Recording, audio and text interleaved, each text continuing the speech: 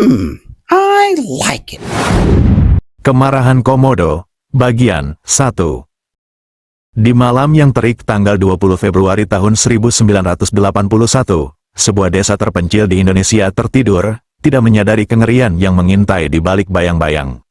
Bulan memancarkan cahaya menakutkan di atas atap jerami rumah para petani, tempat keluarga-keluarga beristirahat setelah seharian bekerja keras di ladang.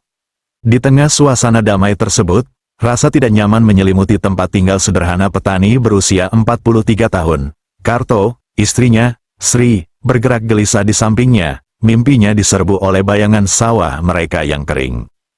Tiba-tiba, ketenangan itu hancur. Suara tabrakan yang memekakkan telinga terdengar di seluruh desa saat pintu kayu keluarga Karto pecah, menyerah pada kekuatan brutal predator prasejarah. Seekor komodo raksasa, dengan sisiknya yang berkilau seperti berlian hitam di bawah sinar bulan, menyerbu masuk ke dalam rumah. Dengan mata menyala-nyala karena amarah yang paling besar, binatang itu merobek kegelapan, cakarnya yang setajam silet merobek balok kayu yang rapuh. Udara dipenuhi bau busuk dan kematian saat rahang besar naga itu terbuka, memperlihatkan deretan gigi bergerigi. Jeritan Karto menggema di seluruh desa saat ia melindungi Sri dan anak-anaknya dari tatapan mematikan monster itu. Naluri kelangsungan hidup keluarga tersebut mulai muncul, namun takdir sepertinya ingin menguji keteguhan hati mereka. Karto langsung beraksi, meraih anak-anaknya, Ayu yang berusia 10 tahun dan Budi yang berusia 7 tahun, dan menarik mereka ke bawah tempat tidur. Sri mendekap erat bayi mereka, Bayu, di dadanya. Napas panas komodo berhembus ke seluruh ruangan, memicu kepanikan. Dengan binatang itu hanya berjarak beberapa meter, Karto melihat sebuah celah. Sri, jendelanya, dia berteriak. Tanpa ragu, Sri bergegas menuju jendela sempit itu. Bayu mendekap erat dadanya. Karto mendorong anak-anak itu ke depan, melindungi mereka dari rahang komodo yang patah. Sri menerobos jendela, menjatuhkan diri ke tanah di luar. Ayu, Budi, ayo, dia berbisik mendesak. Karto mendorong anak-anak itu ke atas, memperhatikan dengan cemas saat mereka mendarat dengan selamat di samping Sri. Cakar komodo terayun, hanya beberapa inci dari wajah Karto. Memanfaatkan momen tersebut, Karto menerobos jendela, mendarat dengan canggung di tanah yang lembab. Keluarga itu berlari menuju hutan terdekat, suara gemuruh komodo bergema di belakang mereka. Kegelapan menyelimuti mereka, yang ada hanya suara nafas berat dan langkah kaki yang berdebar-debar. Keluarga itu mencapai tepi hutan, bersembunyi di balik dedaunan lebat. Terengah-engah, Karto mengintip kembali ke rumah mereka yang hancur. Siluet komodo tampak, matanya bersinar mengancam. Kita harus mencari perlindungan, bisik Karto sambil membimbing keluarganya semakin jauh ke dalam hutan. Saat mereka melewati semak-semak yang lebat, suara hutan semakin terdengar jelas. Jantung keluarga itu berdebar kencang, ketidakpastian mencengkeram mereka. Keluarga itu terus maju, keputusasaan memicu pelarian mereka.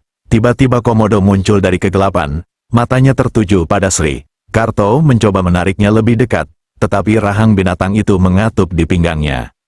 Teriakan Sri menggema di dalam hutan, tubuhnya gemetar dalam genggaman komodo. Karto dengan panik meraihnya, tapi cakar binatang itu menggeseknya, membuatnya terjatuh. Ratapan ketakutan Ayu dan Budi memenuhi udara. Komodo menyeret Sri ke dalam kegelapan, tangisannya memudar. Karto bergegas berdiri, berlari ke arah anak-anaknya, tapi sudah terlambat. Binatang itu kembali, rahangnya menyerang Ayu dan Budi. Dunia Karto hancur. Karto tersandung ke belakang, tersandung akar, sosok mungil Bayu tergeletak diam di sampingnya. Keheningan bayi itu menegaskan ketakutan terburuk Karto. Keluarganya, segalanya, telah tiada. Jeritan kesedihan Karto menggema di hutan, sebuah peringatan yang menghantui orang-orang yang dicintainya. Komodo, yang kenyang, menghilang ke dalam kegelapan.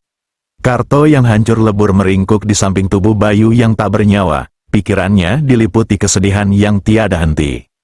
Fajar menyingsing, menyinari kehancuran Karto. Desanya, yang dahulu merupakan tempat perlindungan, kini menjadi pengingat yang menghantui. Kesedihan Karto berangsur-angsur berubah menjadi amarah yang membara. Dia bersumpah akan membalas dendam terhadap monster yang menghancurkan keluarganya. Dengan tekad yang kuat, dia bangkit, matanya berkobar-kobar dengan tekad yang kuat. Karto terhuyung-huyung kembali ke desanya, kehadirannya disambut dengan helaan napas yang ketakutan. penduduk desa berkumpul, menyaksikan traumanya. Teman Karto, Joko, mendekat dengan hati-hati. "Karto sobat, jangan mengejar Komodo sendirian," desak Joko. "Kami akan membantumu, bersama-sama, kami akan memburunya." "Aku harus menghadapinya sendirian," desak Karto, suaranya pelan dan mematikan. "Untuk Sri, Ayu, Budi dan Bayu." Karto dengan hati-hati mengumpulkan tombak kepercayaannya, tombak, dan sumpitan, sumpit, beserta anak panah beracun. Dia menuju ke gubuk Guru Madya untuk meminta berkah dan bimbingan. Mata bijak Guru Madya terpaku pada mata Karto. "Karto, hari ini kamu tidak hanya menghadapi Komodo tetapi juga iblis dalam dirimu." Suara Guru Madya terdengar tenang dan menenangkan. "Kesabaran akan memandu tindakan Anda dan menenangkan pikiran Anda. Tenanglah dalam badai, aku menemukan kekuatan, dalam kesabaran, aku menaklukkan." Guru Madya meletakkan tangannya yang menenangkan di bahu Karto. Amarah Karto memuncak, menampik kata-kata bijak Guru Madya. "Kata-katamu tidak ada artinya, Guru, darah keluargaku mengotori bumi." Tangan Karto mengepal, matanya menyala-nyala. "Senyuman istriku, tawa anak-anakku, dibungkam selamanya," suaranya serak, diliputi kesedihan. "Apa gunanya kesabaran sekarang? Katakan padaku, Guru, bagaimana aku bisa menunggu?" Air mata mengalir di wajah Karto. Sebelum Guru Madya sempat mengucapkan sepatah kata pun, Karto menyerbu keluar dari dewan, aura kemarahan mengelilinginya.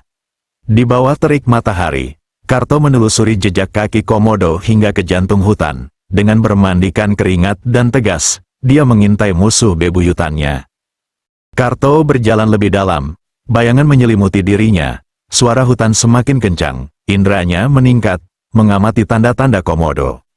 Jejak kaki raksasa, sebagian tertutup dedaunan, membentang di dasar hutan.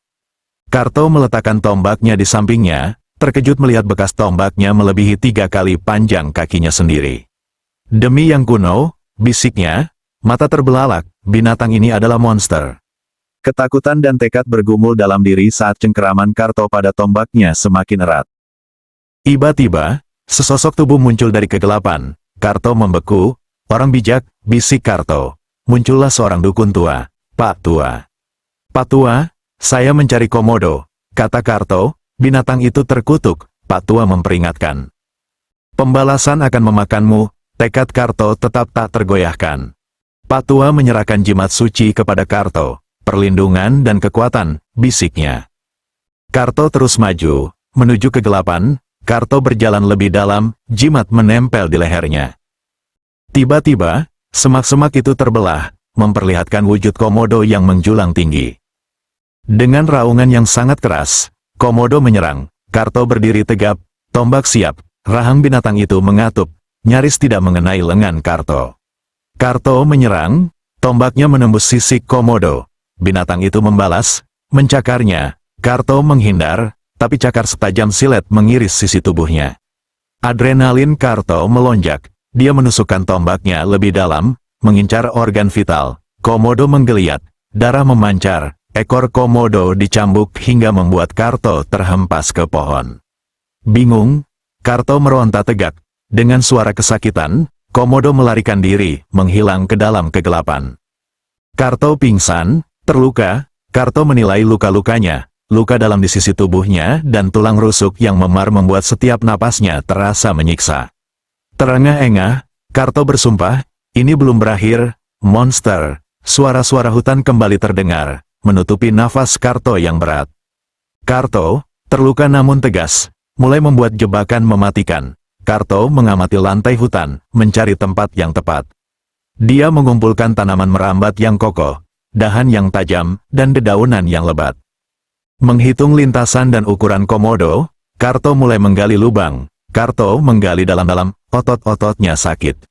Cabang-cabang runcing berjajar di dasar lubang. Dedaunan dan dahan yang menutupi bagian atas serta sulur halus memicu jebakan. Karto menunggu, bersembunyi di dekatnya, memantau jebakan. Jam demi jam berlalu, sinar matahari menembus kanopi, senja tiba. Komodo, yang terpincang-pincang, muncul dari bayang-bayang, jantung Karto berdebar kencang. Komodo memicu mekanisme tersebut dan jatuh ke dalam lubang. Paku menembus sisiknya. Karto mendekat dengan hati-hati. Pemerintahanmu berakhir di sini, monster, kata Karto, matanya menyala-nyala. Binatang itu mengaum, meronta, sementara Karto berdiri sebagai pemenang, namun penuh luka. Karto mengangkat tombaknya yang ujungnya dilumuri getah IPA yang beracun. Dengan dorongan yang cepat dan kuat, dia memukul leher Komodo yang rentan. Raungan Komodo memudar menjadi geraman tak berdaya. Tubuhnya meronta-ronta, lalu terdiam. Karto berdiri terengah-engah, upaya balas dendamnya terpenuhi. Mata Karto berkaca-kaca mengingat Sri, Ayu, Budi dan Bayu. Pembalasan tidak dapat menghidupkan kembali mereka. Tetapi ketika rasa keadilan muncul, iblis jahat muncul dari tubuh Komodo yang tak bernyawa dalam tontonan yang mengerikan. Asap hitam tebal mengepul dari mulut dan lubang hidung Komodo membentuk awan gelap yang melayang menakutkan. Raungan yang memekakkan telinga bergema saat iblis itu melepaskan diri. Iblis itu bermanifestasi sebagai siluet gelap yang berputar-putar, mata merahnya bersinar seperti bara api. Udara bergetar dengan energi jahat, entitas gelap itu melayang, siap merasuki tubuh Karto yang tidak menaruh curiga. Patua menyaksikan dari semak-semak, terpana melihat transformasi Karto. Karto tersandung, mata merahnya menyala-nyala seperti api neraka. Suaranya berubah mengancam. Aku kehilangan kendali, teriak Karto, tubuhnya mengejang. Patua menyadari setan telah memakan Karto sepenuhnya, dia tahu dia harus bertindak cepat. Tawa gila Karto menggema di hutan, mata merahnya menyala-nyala, dia menghilang ke dalam kegelapan, meninggalkan Patua yang was-was. Aku akan menghancurkan semuanya, suara Karto memudar di pepohonan. Patua mengejar, namun Karto menghilang dalam bayang-bayang. Patua tahu waktu hampir habis untuk menyelamatkan desa. Patua menarik napas dalam-dalam, menguatkan diri untuk pertemuan para tetua. Dia tahu mengusir iblis itu tidak mudah. Dengan bimbingan para sesepuh, saya harus menyelamatkan Karto dan desa kami, sumpahnya. Patua memasuki desa, rasa lelah terpatri di wajahnya. Para tetua desa bergegas membantunya. Patua, kabar Karto apa? Patua berbicara kepada dewan, suaranya bergetar. Karto, termakan kegelapan, entitas jahat mendorongnya, para tetua saling bertukar pandang dengan ngeri. Guru Madya bangkit dari kursi kayunya dan dengan ketakutan di matanya mulai berbicara.